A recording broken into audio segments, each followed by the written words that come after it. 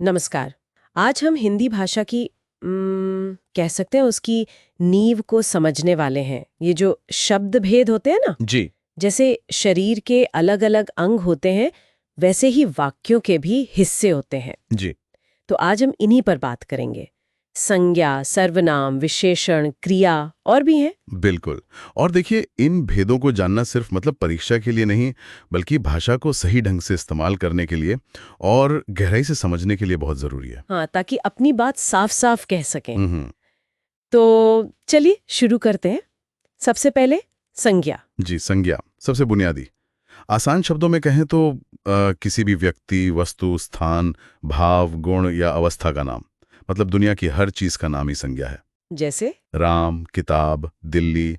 या भाव जैसे खुशी। हाँ, खुशी, ईमानदारी, बचपन, ये सब। और इसमें भी प्रकार होते हैं, जैसे व्यक्तिवाचक मतलब किसी खास का नाम, महात्मा गांधी, गंगा नदी। और दूसरा होता है जातिवाचक। जातिवाचक मतलब जो पूरी जाति या समूह का बोध कराए। जैसे लड़का, कोई भी लड़का हो सकता है, या नदी, कोई भी नदी। ये किसी एक खास की बात नहीं करता। अच्छा, समझा। एक खास नाम और एक पूरी कैटेगरी। और वो जो महसूस करने वाली चीजें जैसे दुख। हाँ, वो होती हैं भाववाचक संज्ञा, जिन्हें हम बस महसूस कर सकते हैं, छू नहीं सकते। दुख, ईमानदारी, मिठास। फिर समूहवाचक भी हैं, जैसे सेना, कक्षा, भीड़। समूह, हाँ ठीक है। और एक और था शायद, द्रव्य। जी, द्रव्यवाचक, जिनसे किसी पदार्थ या द्रव्य का पता चले, जिसे हम माप या तोल सकते हैं, जैसे पानी, सोना, चांदी, आटा। अच्छा, तो ये तो हो गए नाम वाले शब्द। लेकिन बार बार नाम लेना थोड़ा अजीब नहीं लगता? जैसे राम आया, राम बैठा, राम ने। बिल्कुल। इसी दिक्कत को दूर करने के लिए हैं सर्वनाम। ये शब्द संज्ञा की जगह इस्तेमाल होते हैं। हाँ, ताकि दोहराव ना हो। सही। जैसे हम कहेंगे, राम आया, वह बैठा। यहां वह राम की जगह आ गया। मैं, तुम, वह, यह, कोई, क्या, जो, ये सब सर्वनाम है। इससे भाषा थोड़ी सहज हो जाती है। जी बिल्कुल। इसका मुख्य काम यही है। इसके भी कई भेद हैं, जैसे पुरुषवाचक, मैं, तुम, वह, प्रश्नवाचक, कौन, क्या, निश्चयवाचक, यह, वह। ठीक है, तो अब हमारे पास नाम हो गए, यानी संज्ञा, और उनकी जगह आने वाले शब्द सर्वनाम। पर किसी चीज के बारे में और बताना हो तो वो कैसी है या कितनी है? उसके लिए आते हैं विशेषण। एडजेक्टिव्स। ये शब्द संज्ञा या सर्वनाम की विशेषता बताते हैं। विशेषता मतलब कि वो चीज कैसी है, गुण, दोष, रंग, आकार, या कितनी है, संख्या, मात्रा। जैसे सुंदर लड़की, लंबा आदमी, 4 किताबें, थोड़ा पानी। अच्छा, जैसे काला घोड़ा, तो काला विशेषण हुआ। बिल्कुल। ये शब्दों में जैसे रंग भर देते हैं। इसके भी मुख्य प्रकार हैं। गुणवाचक, अच्छा, बुरा, लाल, छोटा। संख्यावाचक, 2, 10, कुछ। परिमाणवाचक, थोड़ा, बहुत, 2 किलो। और एक होता है सार्वनामिक विशेषण। सार्वनामिक? वो क्या है? जब कोई सर्वनाम शब्द संज्ञा से ठीक पहले आकर उसकी तरफ इशारा करते हुए विशेषता बताए। जैसे यह किताब मेरी है। यहाँ यह किताब की ओर संकेत कर रहा है। अच्छा, ठीक है। अब नाम, उसकी जगह वाला शब्द और उसकी खूबी भी आ गई। पर वाक्य में जान कैसे आएगी? मतलब कुछ काम भी तो हो रहा होगा ना? हाँ, उसके बिना तो वाक्य अधूरा है। यही आती है क्रिया, यानी वर्ब। क्रिया वो शब्द है जिससे किसी काम के होने या करने का पता चलता है। जैसे पढ़ना, लिखना, खाना। सोना, जाना, होना। ये सब क्रियाएं हैं। ये वाक्य का इंजन है, समझिए। मैंने सुना है क्रिया में सकर्मक और अकर्मक भी होता है। वो क्या चीज है? हाँ, ये कर्म के आधार पर क्रिया के 2 मुख्य भेद हैं। सकर्मक क्रिया वो होती है जिसमें कर्म होता है।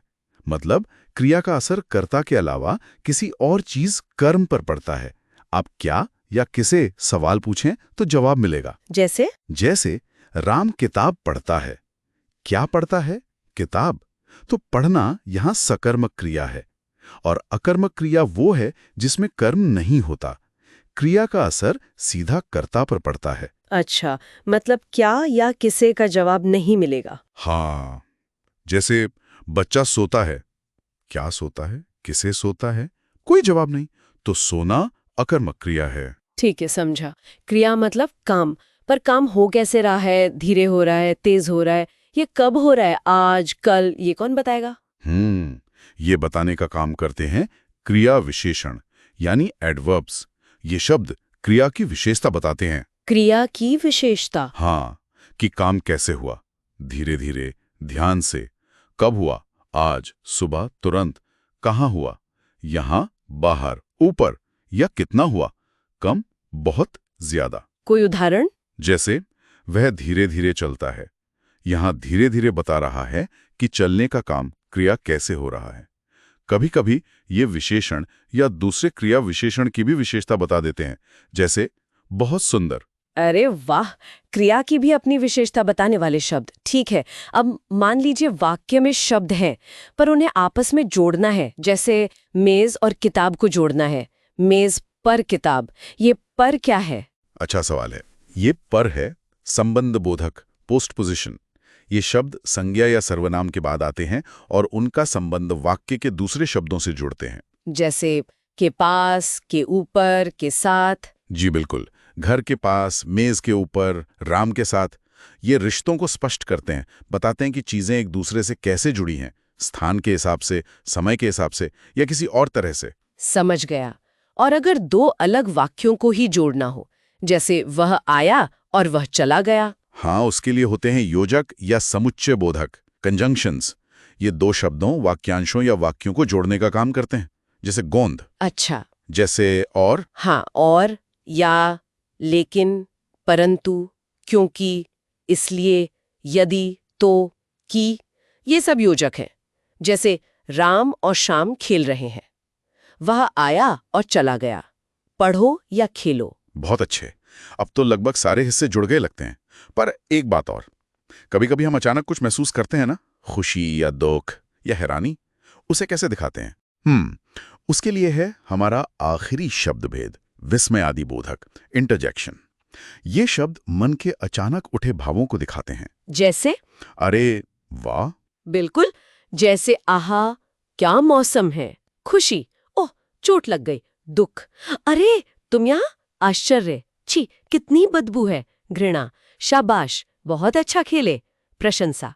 इनके बाद अक्सर वो विस्मयादि बोधक चिन्ह, रेज, डॉट लगता है। हाँ, वो डॉट वाला निशान। जी, ये हमारी भावनाओं को तुरंत जाहिर कर देते हैं। तो ये थे हिंदी व्याकरण के वो 8 महत्वपूर्ण हिस्से, शब्द भेद।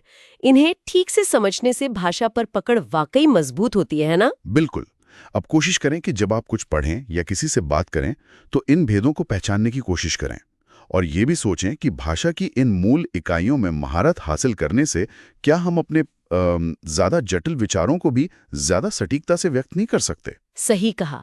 तो सुनने वालों को अगर ये जानकारी उपयोगी लगी हो तो इसे शेयर जरूर करें, लाइक करें और हमारे चैनल को सब्सक्राइब करना ना भूलें। जी हाँ।